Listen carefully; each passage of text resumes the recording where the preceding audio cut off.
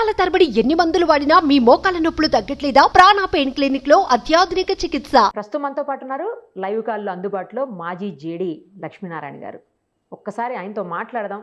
షాద్నగర్లో జరిగినటువంటి ఒక ఇన్సిడెంట్ సందర్భంగా ఆ నేపథ్యంలోనే కొన్ని పోలీసులు ఎలాంటి రూల్స్ పాటిస్తారు అనే విషయంలో సార్ని అడిగి క్లారిటీ తీసుకుందాం. సార్ నమస్తే అండి. నమస్తే నిరుపమ్ గారు. సార్ ఎలా ఉన్నారు? బాగున్నానండి.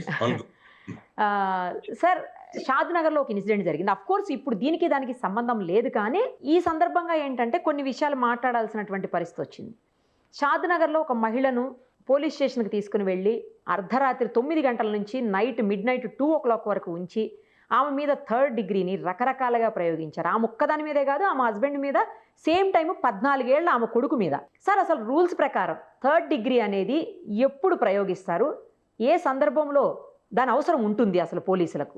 అసలు 3rd డిగ్రీ అన్నది టోటల్ గా ఇల్లీగల్. అది ఏ సందర్భాల్లో కూడా ప్రయోగించకూడదు. ఎందుకంటే ఎవరి దగ్గర నుంచి అయినా సమాచారం రాబట్టడానికి మీరు ఇంట్రాగేట్ చేయాలి. సంబంధించిన అనేక ప్రశ్నలు అడగండి, మీ దగ్గర ఉన్న ఆధారాలు వాళ్ళకి చూపించండి. అదే స్కిల్ అంటారు. స్కిల్ ఇన్వెస్టిగేషన్ అంటే అంతే కదా. మరి పోలీసులకి సాధారణ వ్యక్తులకి తేడా ఏంటంటే వీళ్ళకి ఇన్వెస్టిగేషన్ స్కిల్స్ నేర్పించడం జరుగుతుంది. ఒక వ్యక్తి నుంచి సమాచారం ఎలా రాబట్టాలో నేర్పించడం జరుగుతుంది. దానికోసం షార్ట్ కట్ అని చాలా మంది ఈ విధంగా వచ్చిన వారిని వారి మీద బల ప్రయోగం చేయడం, నిర్దాక్షిణ్యంగా వాళ్ళని కొట్టడం, ఇలాంటి అనేక సందర్భాల్లో లాకప్ డెత్లు జరిగిన కేసులు కూడా చాలా ఉన్నాయి. ఆ సందర్భాలుగా అనేక మంది మీద కేసులు కూడా బుక్ అయ్యాయి, అనేక మంది ఉద్యోగాలు కూడా పోగొట్టుకున్నారు. సో ఈ విధమైన పరిస్థితులలో మనం ఈ 3rd డిగ్రీ అని మీరు ఏదైతే అంటున్నారో దాన్ని ప్రయోగించడం అన్నది చట్టబద్ధం కాదు. దానివల్ల అటువంటిది ఎవరైనా చేస్తే వాళ్ళ మీద న్యాయపరంగా చర్యలు కూడా జరుగుతాయి. అందుకనే ఎవరైనా ఒక అక్యూజ్ ని అరెస్ట్ చేసిన తర్వాత 24 గంటల లోపల మెజిస్ట్రేట్ ముందు ప్రొడ్యూస్ చేసినప్పుడు పోలీసుల గురించి మీకు ఏమైనా ఫిర్యాదు ఉందా అని కూడా అడుగుతారు. మెజిస్ట్రేట్ అడగాలి, అడిగి రిమాండ్ పేపర్ లో రాయాలి. కేసు ఎవరైనా మమ్మల్ని ఈ విధంగా బలప్రయోగం చేశారంటే ఆ సంబంధిత వ్యక్తుల్ని వెంటనే డాక్టర్ దగ్గరికి రెఫర్ చేస్తారు, గవర్నమెంట్ హాస్పిటల్. చేసి ఆ వ్యక్తి మీద, శరీరం మీద ఏదైనా గాయాలు కానీ ఇలాంటివి ఉన్నప్పుడు వాటన్నిటి మీద చర్యలు తీసుకునే అధికారం మెజిస్ట్రేట్ ఉంటుంది. కాబట్టి చట్టం ఎప్పుడు కూడా చాలా స్ట్రిక్ట్ గా ఉంది దీని మీద. కానీ కొంతమంది అతి ఉత్సాహంతో ఆ కేసులు డిటెక్ట్ చేయాలన్న దీంట్లో కేసులు డిటెక్ట్ చేయాలి, దెర్ ఇస్ నో డౌట్. ఎందుకంటే పోలీసుల యొక్క ముఖ్య ఉద్దేశం ఏంటంటే నేరాలు జరగకుండా ఆపడం, జరిగిన నేరాలలో సరి అయిన ఇన్వెస్టిగేషన్ చేసి వాటిని శోధించడం, ఈ విధంగా చేసిన వాళ్ళని అరెస్ట్ చేసి వాళ్ళ మీద కోర్టుల ద్వారా వాళ్ళకు శిక్షలు పడేటట్టుగా చేయడం, ఇది పోలీసుల యొక్క ముఖ్యమైన కర్తవ్యం. సో ఇన్వెస్టిగేషన్ లో ఈ విధంగా మీరు నిన్న చదివాను నేను, షాద్నగర్ లో ఒక మహిళలు ఈ విధంగా హింసించడం అన్నది అది నిందనీయం. అటువంటివి జరగడం చాలా దురదృష్టకరం. అటువంటివి చేసిన వారి మీద కఠినమైన చర్యలు తీసుకోవాల్సిన అవసరం ఉంది. ఐ థింక్ ఆల్రెడీ సంబంధిత వ్యక్తులని వాళ్ళను పోలీస్ హెడ్ క్వార్టర్స్ కి అటాచ్ చేసినట్టుగా కమిషనర్ అవినాష్ మోహంతి గారు నేను చదివాను పేపర్లో. తర్వాత ఏసీపీని ఎంక్వైరీ చేయమని కూడా చెప్పినట్టుగా కూడా చదివాను. సో ఇవన్నీ అయిన తర్వాత సంబంధితుల మీద యాక్షన్ ఖచ్చితంగా తీసుకోవాలి. ఎందుకంటే it should go as a message to all other people. కాబట్టి ఇటువంటి ఏవైనా చట్టాన్ని రక్షించాల్సిన మనమే చట్ట వ్యతిరేకంగా వెళితే దానికి చర్యలు ఇంకా కఠినంగా ఉంటాయన్నది పోలీసులు కూడా నేర్చుకోవాల్సిన అవసరం ఉంది. చట్టం అంటే వాళ్ళ చేతుల్లో చాలా, అంటే వాళ్ళు మాత్రమే చట్టానికి ప్రతినిధులని, వాళ్లే చట్టాన్ని కాపాడగలుగుతారని ఇమీడియట్ గా ఇలాంటి కార్యక్రమాలు చేయటం అనేది, ముఖ్యంగా ఆమె చెప్తుంది సార్, లాఠీ పెట్టేసి ఆమె మీద అటు ఇటు నిలబడ్డారని. పిల్లోడి మీద కూడా సార్, చిన్న పిల్లోడి మీద అసలు లాఠీయే ఎత్తకూడదు, అలాంటి పిల్లోడి మీద కూడా అరికాళ్ళ మీద కొట్టారని ఆ అబ్బాయి చెప్తున్నాడు సార్. అసలు చెప్తుంటే చాలా బాధ అనిపించింది. అసలు చిన్న పిల్లోడిని ఎట్లా కొడతారు సార్? కొట్టొద్దు కదా. అసలు పోలీస్ స్టేషన్ లో 15 సంవత్సరాల కన్నా తక్కువ ఉన్న పిల్లవాళ్ళని, మహిళలను, తర్వాత 60 సంవత్సరాల పైబడిన వాళ్ళని పోలీస్ స్టేషన్ లోకి పిలవకూడదు. చట్ట ప్రకారంగా మీరు చూసుకుంటే ఇంతకు ముందు 161 సెక్షన్ ఉండేది, ఇప్పుడు దాన్ని 179వ సెక్షన్ అయింది. కొత్తగా వచ్చిన బిఎన్ఎస్, భారతీయ నాగరిక సురక్ష సంరక్ష, బిఎన్ఎస్ఎస్ లో 179లో స్పష్టంగా రాయడం జరిగింది. కాబట్టి ఎవరైనా ఇటువంటి వాళ్లను వారు ఏ ప్రదేశాల్లో అయితే ఉంటున్నారో అక్కడికే వెళ్ళి మీరు వాళ్ళ దగ్గర ఉన్న విషయాలను రావాలి. సపోజ్ ఒక వ్యక్తి, ఒక మహిళ ఈ విధంగా నేరం చేసింది అనుకుందాం, ఈ కేసు కాదు ఏదైనా కేసు, వారిని అరెస్ట్ చేయాలంటే కేవలం పగటిపూట మాత్రమే వాళ్ళని అరెస్ట్ చేయగలరు. తర్వాత ఎప్పుడైనా రాత్రిపూట మీరు అరెస్ట్ చేయాలంటే సంబంధిత మెజిస్ట్రేట్ దగ్గరికి మన దగ్గర ఉన్న ఆధారాలు, ఆ వ్యక్తి మీద ఉన్న అభియోగాలు మనం రైటింగ్ లో ఉంచి మెజిస్ట్రేట్ యొక్క పర్మిషన్ తీసుకున్న తర్వాతనే వాళ్ళని అరెస్ట్ చేసేదానికి పోలీసులకు అధికారం ఉంది. ఇది సెక్షన్ 43 కొత్తగా వచ్చిన సిఆర్పిసిలో వచ్చిన అమెండ్మెంట్ లో ఏదైతే ఉందో బిఎన్ఎస్ఎస్ లో ఇది 43లో ఉందండి. సో ఈ విధంగా మహిళలకు ఈ విధమైన ప్రాధాన్యత కల్పించబడింది. ఎందుకంటే భారతదేశంలో మహిళలను చాలా గౌరవంగా చూసే దేశం మనం. అంటే ఎక్కడైతే మహిళలు పూజించబడతారో అక్కడ దేవతలు సంచరిస్తారన్నది నమ్ముతున్నది భారతదేశం. కాబట్టి అటువంటి భారతదేశంలో ఒక మహిళ విషయంలో ఈ విధంగా జరగడం, అది కాకుండా వాళ్ళ పిల్లల ముందు ఈ విధంగా చేయడం, ఇదంతా కూడా చాలా నేను చదివిన దగ్గర నుంచి టోటల్ గా డిస్టర్బ్ అయి ఉన్నారు అందరూ కూడా చాలా మంది. మనం ఒక సమయంలో మహిళల గురించి మాట్లాడుతూ తర్వాత కొత్తగా వచ్చిన చట్టాల్లో మహిళలకు కావాలంటే ఎఫ్ఐఆర్ ఏ పోలీస్ స్టేషన్ లో అయినా రిజిస్టర్ చేయవచ్చు ఎవరైనా. పోలీస్ స్టేషన్ 0 ఎఫ్ఐఆర్ అన్న కాన్సెప్ట్ తీసుకొచ్చి తర్వాత ఈఎఫ్ఐఆర్ అన్న కాన్సెప్ట్, అంతే మనం పోలీస్ స్టేషన్ కు వెళ్లకుండా డైరెక్ట్ గా మన మెయిల్ లో కూడా పంపించి అది 3 రోజుల లోపల దాంట్లో సంతకం తీసుకోవాలని కూడా కొత్త చట్టంలో మార్పులు వచ్చాయి. కాబట్టి ఈ విధమైన మార్పులు తెచ్చిన ఈ సందర్భంలో ఈ విధంగా జరగడం అన్నది ఇట్స్ వెరీ అన్ఫార్చునేట్. అటువంటి సంఘటనలు జరగకూడదు అన్నది అందరూ కూడా గమనించాలి. ముఖ్యంగా సీనియర్ ఆఫీసర్లు ఎవరైతే ఉంటారో వారందరూ కూడా స్ట్రిక్ట్ గా యాక్షన్లు తీసుకొని దీనికోసమే ఏం చేశారంటే సుప్రీంకోర్టు పోలీస్ స్టేషన్ లో సీసీటీవీ కెమెరాలు పెట్టాలని పెట్టింది దీని గురించి. ఎందుకంటే ప్రతి పోలీస్ స్టేషన్ లో కూడా సీసీటీవీ కెమెరాలు ఉంచాలి అన్నది సుప్రీంకోర్టు ఆదేశం. కానీ ఎన్ని పోలీస్ స్టేషన్ లో ఈ సీసీటీవీలు పనిచేస్తున్నాయి అన్నది కూడా ఇప్పుడు ఒక ప్రశ్నార్థకమే మన దగ్గర. అంటే ఇటువంటి చర్యలు జరగకుండా ఎవరిని సంబంధించిన వ్యక్తులను పోలీస్ స్టేషన్లకు తీసుకురావడం, వాళ్ళ మీద బలప్రయోగం చేయడం, లేకుంటే వాళ్లను ప్రెషరైజ్ చేసి ఏదైనా వాళ్ళ దగ్గర నుంచి ముఖ్యంగా సివిల్ కేసుల్లో కూడా అనేక మందిని పోలీస్ స్టేషన్ లో తీసుకురావడం జరుగుతుంది. అందుకనే హైకోర్టు స్పష్టంగా చెప్పింది సివిల్ కేసుల్లో ఎప్పుడు కూడా పోలీసులు జోక్యం కల్పించుకోవద్దు. కానీ ఇప్పుడు ఏమైందంటే ముఖ్యంగా హైదరాబాదు పరిసర ప్రాంతాల్లో భూమి విలువ చాలా పెరిగిపోయింది. దానివల్ల ఈ భూమికి సంబంధించిన కేసులు కూడా చాలా మంది పోలీసుల మాట వింటారని చాలా మంది పోలీసులను ఉపయోగిస్తూ ఆ విధంగా ఎవరైనా చేసిన వాళ్ళకి ఆ వచ్చిన డబ్బుల్లో కొంత ముట్ట చెబుతా అని కూడా చెప్పడం, ఇవన్నీ జరగడం వల్ల ఏమవుతుందంటే ఈ విధమైన కేసులు జరగడం జరుగుతుంది. కాబట్టి వీటిని ఆపాల్సిన బాధ్యత సీనియర్ ఆఫీసర్స్ కు ఉంది. తర్వాత వచ్చేసి సిటిజన్స్ కూడా మేము ఎప్పుడు అదే చెప్తుంటాం. ప్రతి పోలీస్ స్టేషన్ లోనూ ఒక సిటిజన్ కమిటీ నుంచి ఒక 2 సభ్యుల్ని 24 అవర్స్ ఉంచాల్సిన అవసరం ఉంది. కరెక్ట్ చెప్పారు. అంటే ఎవరిని ఎందుకు తీసుకొచ్చారు, ఎవరు ఎందుకు వచ్చారు పోలీస్ స్టేషన్ కి, వారు వచ్చిన కంప్లైంట్ రిజిస్టర్ చేయబడిందా, వారు వచ్చిన పర్పస్ సర్వ్ అయిందా, ఫీడ్బ్యాక్ ఏంటి అన్నది తీసుకోవడం మొదలు పెడితే ఏమవుతుందంటే ఒక థర్డ్ పార్టీ ఆడిట్ అన్నది ఎప్పుడు ఉండాలి. థర్డ్ పార్టీ ఆడిట్ జరిగితే ఇటువంటి విషయాలు జరగవు. కాబట్టి ఎక్కడైనా ఎవరినైనా అరెస్ట్ చేసినా, ఎవరినైనా పోలీస్ స్టేషన్ తీసుకొచ్చినా వెంటనే ఆ విషయం అన్నది సంబంధిత సీనియర్ ఆఫీసర్లు కూడా అందజేసే మెకానిజం కూడా ఉండాలి. సో ఈ విధంగా ఉంటే తప్ప, ఎందుకంటే ఇప్పుడు కొత్తగా వచ్చిన న్యాయ సంహితలో ఏమన్నారంటే 3 సంవత్సరాల కన్నా తక్కువ శిక్ష ఉన్న దాంట్లో అరెస్ట్ చేయాలంటే మీరు డిఎస్పీ లెవెల్ నుంచి పర్మిషన్ తీసుకోవాలి. 41A నోటీసులు కానీ ఇవన్నీ ఉన్నాయి. అవైనా కూడా వాటిలో మళ్ళా అరెస్ట్ చేయాలంటే మీరు సీనియర్ ఆఫీసర్ నుంచి పర్మిషన్ తీసుకురావాలి. ఇలా అనేకమైన మార్పులు ఈ చట్టాల్లో తీసుకురావడం జరిగింది. కాబట్టి ఆ విధంగా చట్టాలు చేసుకున్నా కానీ దాన్ని పాలించాల్సిన అవసరం కూడా చాలా అవసరం అన్నది మనం అందరం గమనించాల్సిన అంశం. ఇంకొక విషయం కూడా సార్, 6 తర్వాత ఆమెను తీసుకొచ్చేటప్పుడు ఒకవేళ పోలీస్ స్టేషన్ తీసుకురావాల్సినటువంటి పరిస్థితులే వస్తే లేడీ కానిస్టేబుల్స్ ఉండాలి. అక్కడ అసలు లేడీ కానిస్టేబుల్స్ కానీ మహిళల ఉద్యోగులు కానీ ఎవరూ లేరంట ఆ సమయంలో. పోలీస్ స్టేషన్కి ఈమెను తీసుకొచ్చి కొట్టే సమయంలో ఇంకొకటి ఏంటంటే ఆమె డ్రెస్ కూడా రిమూవ్ చేసి, అంటే ఆమె శారీని తీసేసి ఆ ప్లేస్లో హస్బెండ్ షర్ట్ని వేసి తర్వాత నిక్కర్ వేసి అలా చేసి మరి ఆమె నాకు హెల్త్ బాగాలేదు సర్జరీ అయిందని చెబుతున్నా కూడా కొట్టారు. అంటే అసలు కనీసం ఇప్పుడు సెక్షన్లు 3rd డిగ్రీలు అన్నీ పక్కన పెడదాం సార్, అట్లీస్ట్ మానవత్వం అనేది ఉండాలి కదా. కనీసం ఆడవాళ్ళ పట్ల వాళ్ళు బట్టలు రిమూవ్ చేసి, మగవాళ్ళు బట్టలు రిమూవ్ చేసి ఆమె వీళ్ళే బట్టలు వేయడం ఏంటని అసలు నాకు అది అర్థం కావట్లేదు. ఫస్ట్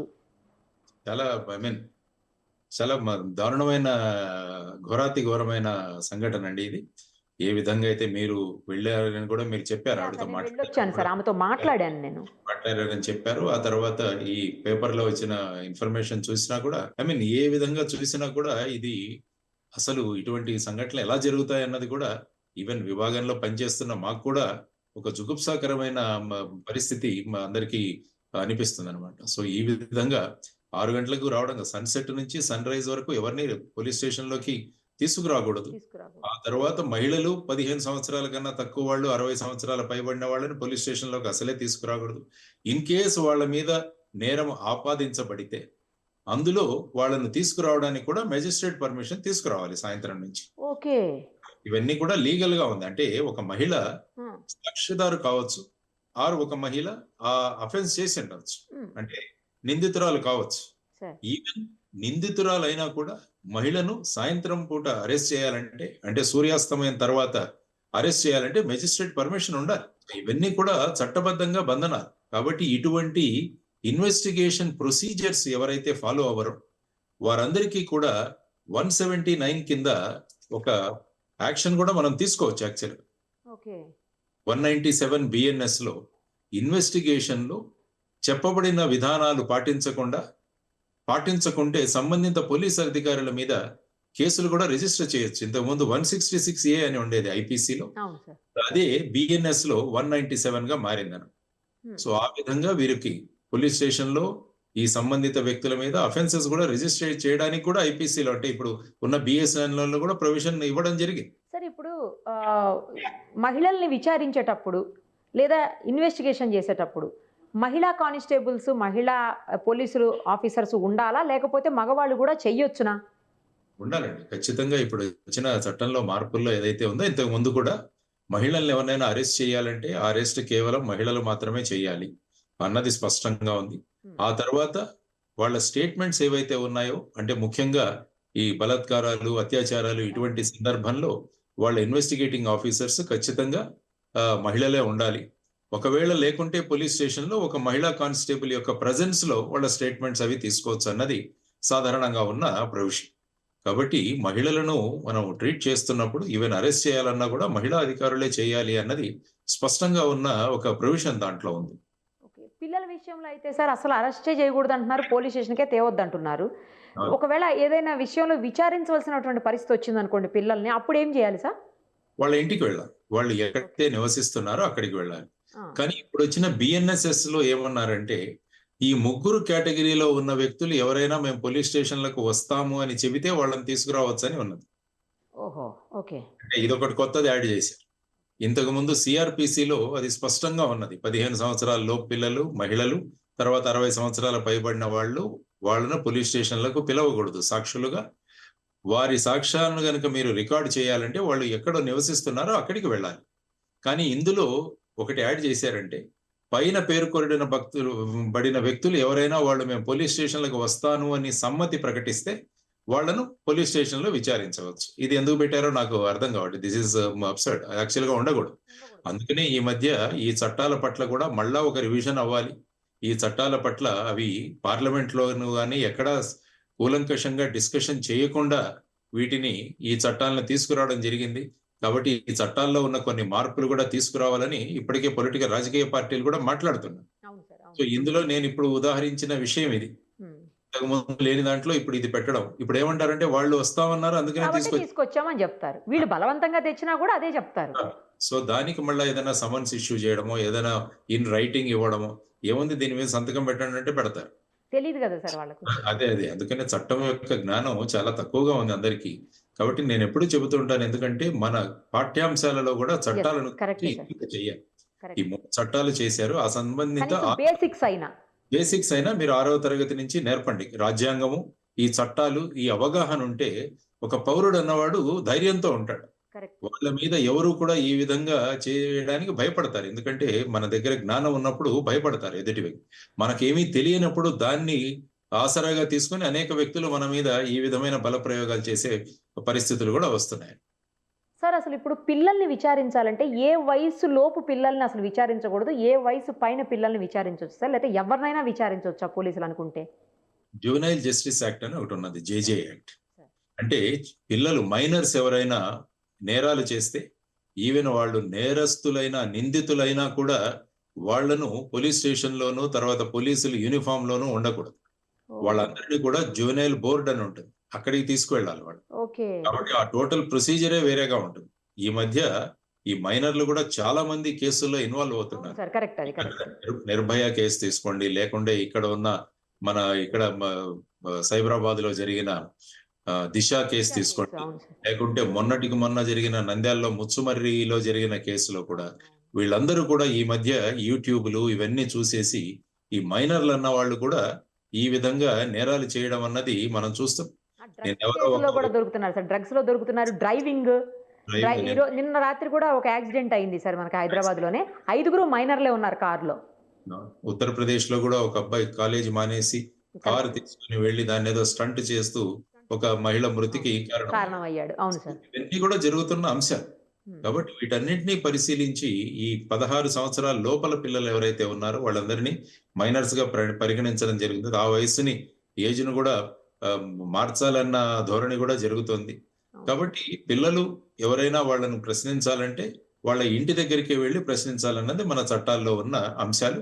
వాళ్ళని అరెస్ట్ చేయాల్సిన పరిస్థితి వస్తే వాళ్ళ వయసును బట్టి వాళ్ళని జువెనైల్స్ గా పరిగణించడం జరుగుతుంది. వాళ్ళను పోలీసు, జైలు వీటిలలో ఉంచకుండా వాళ్లకు చిల్డ్రన్ హోమ్స్ ఉంటాయి, ఆ హోమ్స్ లో వాళ్ళని పెడతారు.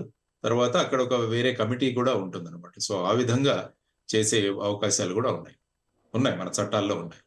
Right sir. ఇంకొకటి ఏంటంటే అసలు పోలీసులను చూడగానే ఆ యూనిఫామ్ చూస్తేనే భయపడిపోయేటువంటి పరిస్థితులు చాలా మందిలో ఉంటున్నాయి సార్. ఎందుకంటే వాళ్ళు రుబాబుగా కొంచెం దురుసుగా మాట్లాడటము, దురుసుగా ప్రవర్తించటము నార్మల్ పబ్లిక్ పట్ల.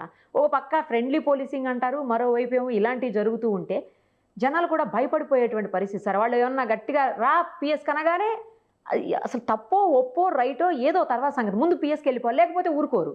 ఇలాంటి పరిస్థితి ఎందుకు సార్? ఆఫీసర్స్ అంటే యూనిఫామ్ చూడగానే అట్లా అనిపిస్తుందా ఏంటి? నాకు అర్థం కావట్లేదు. ఎందుకంటే ఇప్పుడు ప్రస్తుతం చూసుకుంటే పోలీస్ స్టేషన్ లో సంఖ్యాబలం చూసుకున్నా కూడా చాలా తక్కువగా ఉంటుంది.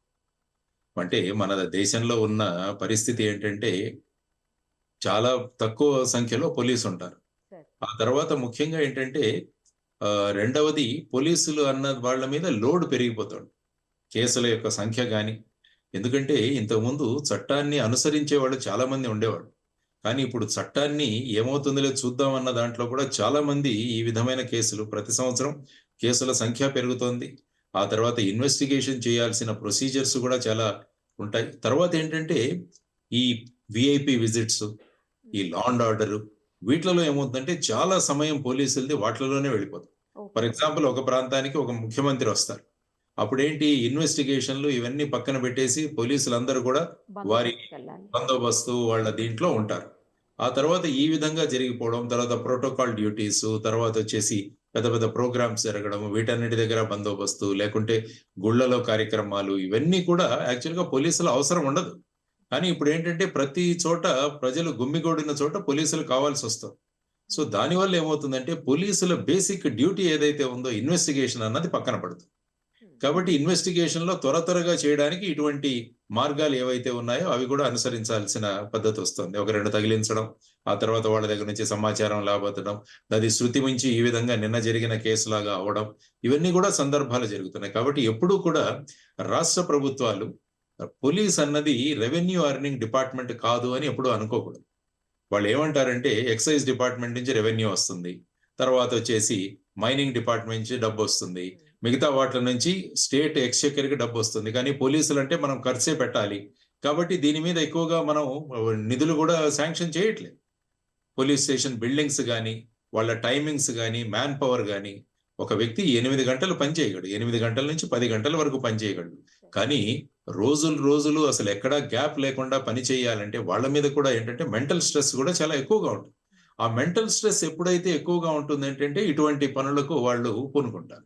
అందువల్ల పోలీస్ స్టేషన్లో మ్యాన్ పవర్ పెంచడం, తర్వాత ఇప్పుడు కొత్తగా వచ్చిన ఈ లేటెస్ట్ సైంటిఫిక్ ఇన్వెస్టిగేషన్ మెథడ్స్ చేయడం, ఆ తర్వాత అఫెన్సెస్ జరగకుండా చూడడం అన్నది చాలా ముఖ్యమైన విషయం. అంటే ఇటువంటి దొంగతనాలు కానీ, ఇప్పుడు జరిగింది బేసిక్ గా ఒక దొంగతనం కేసులో జరిగింది అనుకుంటాను. ఇది ఏదో బంగారము తర్వాత క్యాష్ దొంగతన అన్నది వాళ్ళ మీద నేరం అని చదివాను నేను. అట్లా 25 తులాలో ఎంతో పోయింది, దాని నుంచి ఒక తులం రికవరీ చేశారు అని చెప్పి చేయడం జరిగిందని విన్నాను.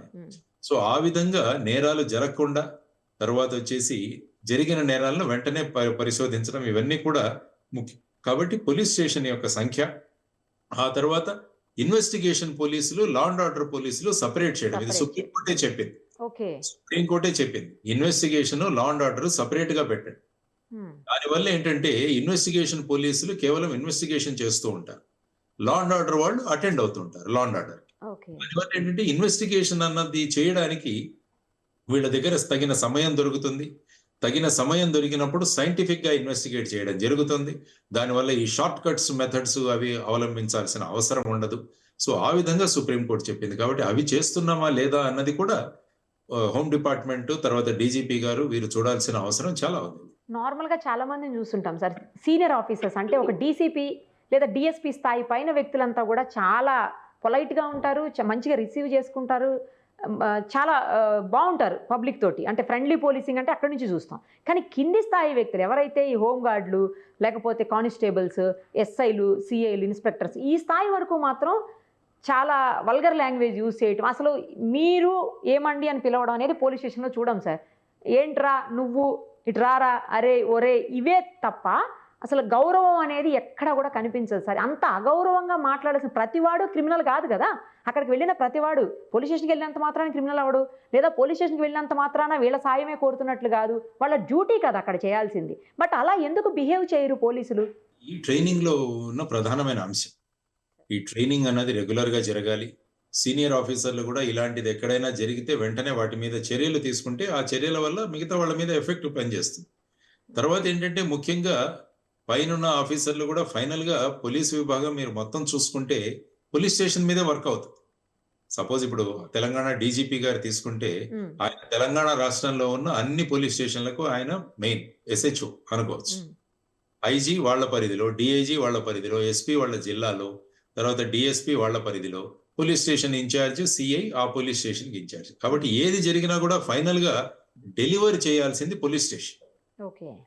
సపోజ్ ఎవరు రేపు వచ్చి పెద్ద ఆస్తిపరుడు ఎవరైనా వచ్చి యాక్సిడెంట్ చేస్తే అది ఫైనల్ గా పోలీస్ స్టేషన్ ఇన్వెస్టిగేట్ చేస్తుంది, డీజీ వచ్చి ఇన్వెస్టిగేట్ చేయదు.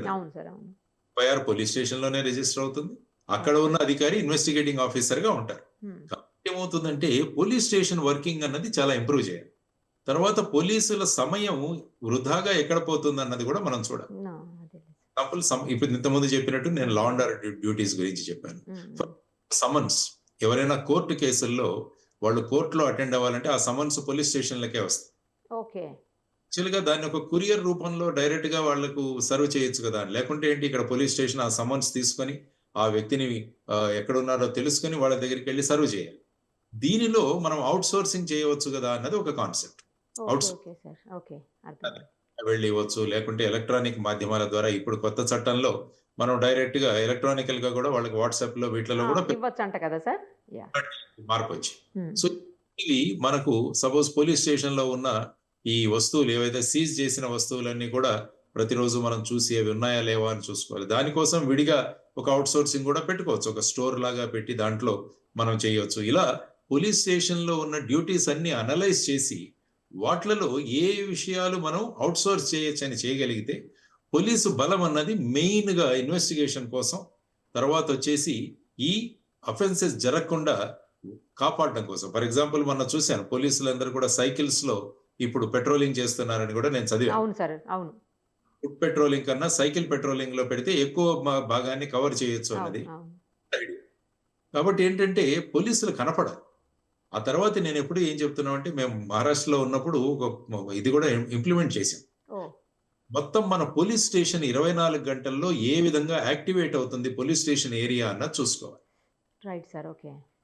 ఉదయాన్నే కొన్ని చోట్ల మార్నింగ్ వాక్ స్పాట్స్ ఉంటాయి, ఆ సమయంలో 2 పోలీసులను అక్కడికి పోస్ట్ చేయాలి. చైన్ స్నాచింగ్లు ఇట్లాంటివన్నీ ఆగిపోతాయి. ఆ తర్వాత కొన్ని మార్కెట్లు ఉంటాయి, కాబట్టి అక్కడ కూరగాయలు కొనుక్కోవడానికి, మిల్క్ తీసుకురావడానికి వస్తారు. అక్కడ మళ్ళా గుంపు ఉంటుంది, కాబట్టి పోస్ట్ చేయవచ్చు. తర్వాత స్కూల్స్ స్టార్ట్ అవుతాయి 8 గంటలు 9 గంటలకి. ఆ సమయంలో చాలా మంది ఆకతాయిలు వీళ్ళు వచ్చి ఆ స్కూళ్ల ముందు నిలబడి అమ్మాయిలను ఏడిపించడం ఇలాంటివి చేస్తుంటారు. ఆ సమయంలో వారిని ఆ విధంగా అక్కడ పోస్ట్ చేయవచ్చు. ఈ విధంగా ఒక 24 గంటల సమయంలో పోలీస్ స్టేషన్ ఏ విధంగా యాక్టివేట్ అవుతుంది, పోలీస్ స్టేషన్ ఏరియా, ఆ విధంగా ఎక్కడ మనుషులు ఉంటారో అక్కడ మనం గనక పోలీసులను డిప్లాయ్ చేయగలిగితే ఏమవుతుందో ఆటోమేటిక్ గా అఫెన్సెస్ తక్కువ అవుతుంది. ఇక్కడ పోలీసులు ఉన్నారు అని చెప్పేసి ఆటోమేటిక్ గా ఎవరైనా ఏమైనా చేయాలని వచ్చిన వాళ్ళు, సపోజ్ మధ్యాహ్నం పూట్ల చాలా మంది ఇళ్లలో వాళ్ళు ఉంటారు, చాలా మంది దొంగతనాలు మీరు చూసుకుంటే మధ్యాహ్నం సమయంలో లేకుంటే రాత్రి నైట్ సమయంలో. జరుగుతాయి. అవును సార్. బట్ ఆ సమయంలో గనక మనం పెట్రోలింగ్ ఆ ప్రాంతాల్లో పెట్టి, ఆ ఏరియాల్లో మా కమిటీ వాళ్ళ దగ్గర ఒక నోట్‌బుక్ పెట్టి మన పోలీసులు వెళ్లి ఆ నోట్‌బుక్‌లో సైన్ చేసి, వాళ్ళని అడిగి, ఆ విధంగా ఏమవుతుందంటే పోలీస్ కనపడుతుంది ప్రతి చోట. హ్మ్. దీన్నేమంటారంటే మల్టిప్లయర్ ఎఫెక్ట్ అంటాం. ఓకే. 10 మంది పోలీసులతో 300 మంది పోలీసులు ఉన్నారన్న ఎఫెక్ట్ క్రియేట్ చేయవచ్చు. హ్మ్. అంటే ఆ విధంగా మన డిప్లాయ్‌మెంట్ వల్ల. కాబట్టి ఇటువంటి కొత్త ప్రయోగాలు మనం చేసుకుంటూ వెళ్ళగలిగితే ఏమవుతుందంటే, మనకున్న తక్కువ మ్యాన్ పవర్‌తో మనం ఎక్కువ ఇంపాక్ట్ క్రియేట్ చేయవచ్చు. ఇవన్నీ కూడా సీనియర్ లెవెల్‌లో ఆలోచించి తీసుకోవాల్సిన అంశాలన్నమాట ఇవన్నీ కూడా. దానివల్ల ఏమవుతుందంటే నేరాలు తగ్గుతాయి. నేరాలు తగ్గుతాయి. తగ్గడం వల్ల ఏమవుతుందంటే ఆటోమేటిక్‌గా మీకు సమయం దొరుకుతుంది. సమయం దొరకడం వల్ల మీరు జరిగే కొన్ని కేసుల్లో మీరు ఇన్వెస్టిగేషన్ పక్కాగా చేయవచ్చు. మీకు కూడా సమయం దొరుకుతుంది, రిలాక్సేషన్ దొరుకుతుంది, మ్యాన్ పవర్ కూడా పెంచాల్సిన బాధ్యత ఉంది. కాబట్టి వీరు కూడా కుటుంబాలుంటాయి పోలీసులకు కూడా. యాహ్! వెళ్ళి వాళ్ళ కుటుంబాలతో వాళ్ళు చెయ్యాలి. ప్రతిసారి ఒక చోట చెబుతుంటారు పోలీస్ జీవితాలు ఎలాగుంటాయంటే, ఒక పిల్లవాడు వాళ్ళ నాన్నని చూసి ఒక వారం రోజులవుతది. అంటే వచ్చేసరికి వాళ్ళ నాన్న వెళ్ళిపోతున్నాడు, అదే. నిద్రపోయి అదే. తర్వాత వస్తాడు. ఆ తర్వాత వస్తుంది. కాబట్టి ఆ పిల్లవాడు వాళ్ళ అమ్మని అడుగుతాడంట, "అమ్మా నాన్నకు జీతం ఎంత?" అంటే, "30,000 రా" అంటే వాడు ఆలోచించుకొని అంటే రోజుకు ₹1000 అన్నమాట అని చెప్పి, ఆ పిల్లవాడు వాడు బ్యాంకులో స్టోర్ చేసుకొని ఉంటాడు. వాళ్ళ అమ్మ ఇచ్చిన డబ్బులు అవి. Pocket money. ఆ! పని ఒక ₹750 ఉంటది. ఆ హ్మ్. రోజు నాన్న కోసం ఎదురు చూసుకుంటూ మెట్ల మీద కూర్చుంటాడు. వాళ్ళ నాన్న రాగానే, "నాన్న నాకు ₹250 ఇవ్వు" అంటాడు. ఆ! ఆశ్చర్యపోయి ఎందుకు అడుగుతున్నాడో సరే అని తీసిస్తాడు. అప్పుడు తన దగ్గర ఉన్న 750 ఈ 250 ₹1000 అయింది. ఇచ్చి వాళ్ళ నాన్న చేతిలో పెట్టి, "నాన్న నీకు ఒక రోజు జీతం నేనిచ్చాను. నాతో ఒక రోజు గడుపుతావా?" అంటాడు. కాబట్టి అటువంటి సందర్భాలు కూడా జరుగుతుంటాయి. కాబట్టి ఇది కూడా అర్థం చేసుకోవాలి. అందువల్ల పోలీస్ మ్యాన్ పవర్ పెంచి వారికి కూడా వాళ్ళ కుటుంబ జీవితాలు కూడా, ఎందుకంటే ఎప్పుడైతే కుటుంబానికి తగిన సమయం ఇవ్వలేదు అన్నామో అది మనిషిలో విపరీతమైన స్ట్రెస్‌ని క్రియేట్ చేస్తుంది. హ్మ్. ఆ స్ట్రెస్ వల్ల ఏంటంటే, ఆ ఒత్తిడి వల్ల మన ప్రవర్తన మారిపోతుంది. ఆ ప్రవర్తనలో అటువంటి అనరాని మాటలు, చేయరాని చేష్టలు ఇవన్నీ కూడా చేయడం మొదలుపెడతారన్నమాట. దానివల్ల ఇటువంటి అనర్థాలు జరుగుతుంటాయి. సో, ఇవన్నీ కూడా మనం ఒక క్రైమ్‌లాగా కాకుండా ఒక సైకలాజికల్ అనాలిసిస్ యాహ్! కూడా అది చాలా ముఖ్యమైన విషయం. ఆ విధమైన అనాలిసిస్ కూడా జరగాలని నేను కోరుకుంటాను. పర్ఫెక్ట్‌గా చెప్పారు సార్. అసలు మీరిచ్చిన సజెషన్స్ గావచ్చు, అంటే పోలీసులను ఎలా డిప్లాయ్ చేస్తే ఈ నేరాలు తగ్గుతాయనే విషయం గావచ్చు, లేకపోతే పోలీసులు పబ్లిక్ తోటి మంచిగా బిహేవ్ చేయాలంటే ఎలా చేస్తే బావుంటుందని గావచ్చు. ఎందుకంటే మీరు చెప్పినయన్నీ గనక ఫాలో అవుతే సార్, ప్రతి పోలీసు మంచి పోలీస్ ఆఫీసరే అవుతారు. ఇప్పటి వరకు మనం కొంతమందిని చూస్తున్నాం మంచిగా, కొంతమందిని పబ్లిక్‌ని ఇబ్బంది పెట్టేవాళ్ళైతే పబ్లిక్ తోటి మిస్‌బిహేవ్ చేసేవాళ్ళలాగా చూస్తున్నాం కాబట్టి, వాళ్ళందరూ కూడా మంచివాళ్ళలాగా అయిపోయి, మీరు చెప్పినయన్నీ ఫాలో అయితే 100% ఫ్రెండ్లీ పోలీసింగ్ అయితారు సార్. చెప్పండి. మార్గలు పోలీసులంటే భయపడాలి. హా! మంచి పోలీసులను మెచ్చుకోవాలి. ఈ విధంగా అది మన ప్రవర్తన మీద ఆధారపడి. Exactly sir. మంచి వాళ్ళతో బాగా ఉండడం, దుర్మార్గులతో మనం కఠినంగా ప్రవర్తించడం. కరెక్ట్. ఇది కరెక్ట్.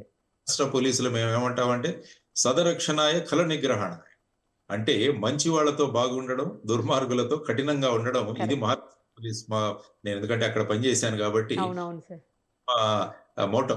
సో, ఆ విధంగా స్లోగన్. ఉంటుందండి. ఇక్కడ ఫ్రెండ్లీ పోలీస్ అంటాం. ఇక్కడ ఫ్రెండ్లీ పోలీసింగ్. పోలీస్ ఎవరితో అంటే ఎవరైతే చట్టాన్ని పాటిస్తున్నారో వాళ్ళతో ఫ్రెండ్లీ. లా ఒబీడింగ్ ఎవరైతే ఉంటారో వాళ్ళందరూ కూడా ఫ్రెండ్లీ.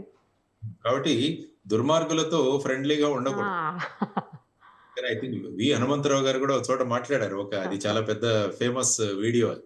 ఓకే. ఫ్రెండ్లీ పోలీస్ పేరుతో అందరితో ఫ్రెండ్లీ ఉండకూడదు పోలీసు. చట్టాన్ని పాటిస్తారో వాళ్ళతో ఫ్రెండ్లీగా ఉండాలి. ఎవరైతే చట్టాన్ని పరిపాలించో వాళ్ళతో కఠినంగా ఉండాలి. అప్పుడు సమాజం ఒక స్ట్రీమ్ లైన్ అవుతుందన్నది వారు చెప్పిన ప్రధానమైన అంశం. అది మనం కూడా గమనించాల్సిన విషయం. చాలా బాగా చెప్పారు sir. Thank you sir. Thank you so much. నమస్కారం. సుమన్ టీవీలో మీ పర్సనల్ అండ్ బిజినెస్ ప్రమోషన్స్ కోసం కింది నెంబర్కి కాంటాక్ట్ చేయండి.